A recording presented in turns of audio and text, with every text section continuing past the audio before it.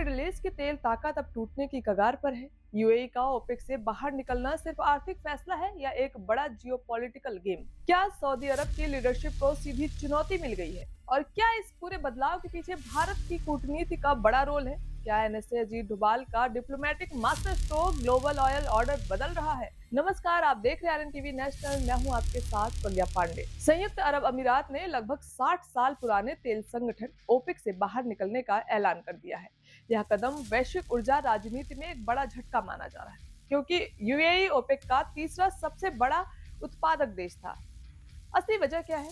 UAE लंबे समय से ओपेक के उत्पादन कोटे से नाराज था।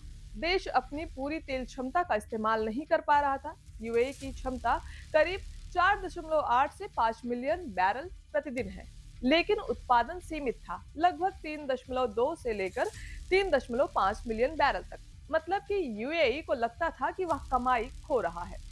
यह फैसला सिर्फ तेल का नहीं बल्कि पावर पॉलिटिक्स का भी है। यूएई और सऊदी अरब के बीच रणनीतिक मतभेद बढ़े। यमन और सूडान जैसे क्षेत्रों में अलग अलग नीतियां। ओपेक में सऊदी का दबदबा यूएई को खटकने लगा। अब यूएई सऊदी लिड सिस्टम से बाहर अपनी स्वतंत्र नीति चाहता है। मिडिल ईस्ट पावर गेम, बड़ा बदलाव। इस फैसले से मिडिल ईस्ट में शक्ति संतुलन बदल सकता है। ओपेक की एकता कमजोर, सऊदी अरब का नेतृत्व में चुनौती। यूएई अब स्ट्रैटेजिक ऑटोनॉमी की राह पर, यानी अब तेल की राजनीति एक कंट्रोल्ड सिस्टम से हटकर फ्री मार्केट गेम पर बन सकती है। ओपेक और ओपेक प्लस क्या है, जानते हैं। ओपेक यानी organisation of the petroleum exporting countries, एक ऐसा संगठन है जिसमें Saudi Arab, Iran, Iraq, Kuwait जैसे देश शामिल हैं। ये देश मिलकर तय करते हैं कि कौन कितना तेल निकालेगा, ताकि ग्लोबल प्राइस कंट्रोल में रहे और उन्हें ज्यादा मुनाफा मिले। ओपेक प्लस में रूस और मेक्सिको जैसे नॉन ओपेक देश भी शामिल हैं, जिससे मार्केट पर और ज्यादा कंट्रोल बनता है। यूएई का बड़ा कदम क्या बदलेगा? अगर यूएई वाकई कोटा सिस्टम से बाहर होता है तो इसका मतलब है कि वह अब जितना चाहे उतना क्रूड ऑयल प्रोड्यूस कर सकता है। वजह बताई जा रही है अपने तेल भंडार को जल्दी मोनेटाइज करना, सऊदी अरब के साथ पॉलिसी डिफरेंस, ईरान से जुड़े रीजनल सिक्योरिटी टेंशन। ग्लोबल असर क्या होगा?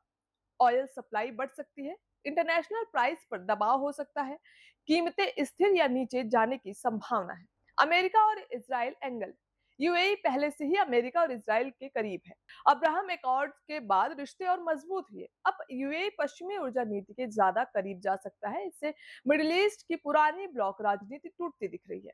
खबर के मुताबिक सिर्फ 3 दिन पहले एनएसए अजीत डोभाल ने यूएई प्रेसिडेंट शेख मोहम्मद बिन जायद से मुलाकात की थी। इस मीटिंग में energy security, regional defence, strategic partnership पर चर्चा हुई थी और इसके ठीक बाद यह बड़ा ऐलान सामने आया।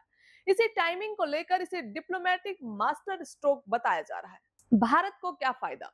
पहला है सस्ता तेल और कम import bill. Global oil price कम होने की संभावना होगी। भारत इंपोर्ट खर्च घट सकता है। महंगाई पर भी कंट्रोल का असर। दूसरा है मजबूत नेगोशिएशन पावर। भारत को लॉन्ग टर्म डील्स में बेहतर रेट मिल सकते हैं। रुपए में ट्रेड बढ़ने की संभावना, डॉलर डिपेंडेंसी में कमी। तीसरा है सप्लाई सिक्योरिटी। यूएई भारत का बड़ा ऑयल सप्लायर है।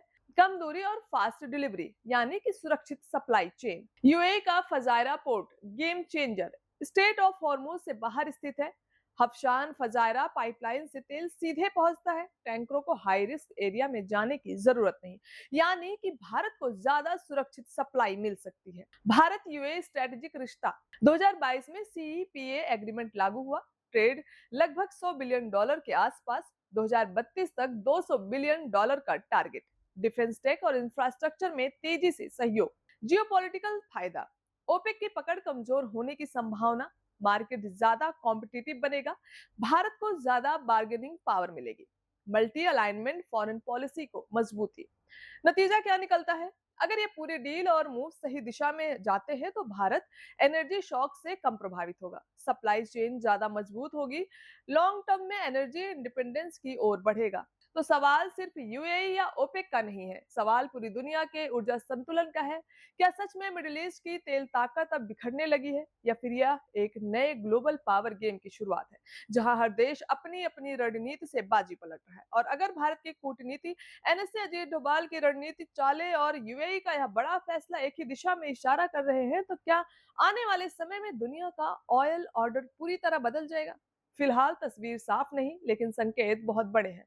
आप इस बदलाव को क्या मानते हैं? एक आर्थिक फैसला या एक ऐतिहासिक भू राजनीतिक मोड़? अपनी राय हमें कमेंट में जरूर बताएं। फिलहाल के लिए इतना ही। खबरों के अपडेट्स के लिए जुड़े रहें आरएन टीवी नेशनल के साथ।